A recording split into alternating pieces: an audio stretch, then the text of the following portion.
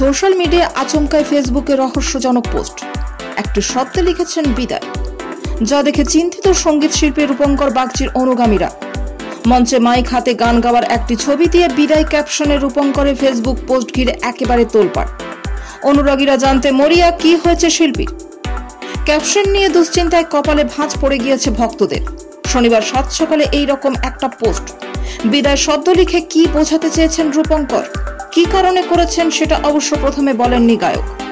সমাজ মাধ্যমের পেজে যখন এই পোস্ট ঘিরে ঝড়, তখন এক প্রকার চাপের মুখে কমেন্ট বক্সে বিদায় লেখার কারণ জানালেন সঙ্গীত শিল্পী রূপঙ্কর বাগচি। কমেন্ট বক্সে এই পোস্টের নেপথ্য কারণ জানিয়ে লিখলেন, বন্ধুরা, আমার একটি প্রথম অ্যালবাম যেটি ফ্লপ হয়েছিল, তার একটি গানের শীর্ষক ছিল বিদায়। সেই গানটি আবার ফিরিয়ে আনা পরিকল্পনা করেছি, তাই এই ক্যাপশন। আপনাদের চিন্তায় ফেলে এখনই খুবই অনুতাপ হচ্ছে।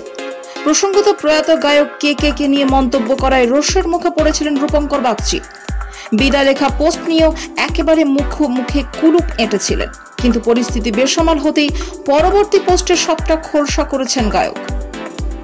শিল্পীর ভক্তরা দ্বিতীয় পোস্ট দেখে স্বস্তির নিঃশ্বাস ফেলেছেন। ভক্তরা জানিয়েছেন, রূপঙ্করে ওই পোস্ট দেখে তারা ভয় পেয়ে গিয়েছিলেন। কেউ আবার শিল্পীর প্রতি শ্রদ্ধা আর ভালোবাসা জানিয়ে লিখেছেন, আমরা যারা তোমার গান জাপতে থাকি তাদের অনুমতি ছাড়া তো এই ক্যাপশন মঞ্জুর হবে না। উল্লেখ্য, গত মার্চ মাসে আধার কার্ড নিয়ে বিতর্কে জড়িয়েছিলেন গায়ক রূপঙ্কর বাগচি।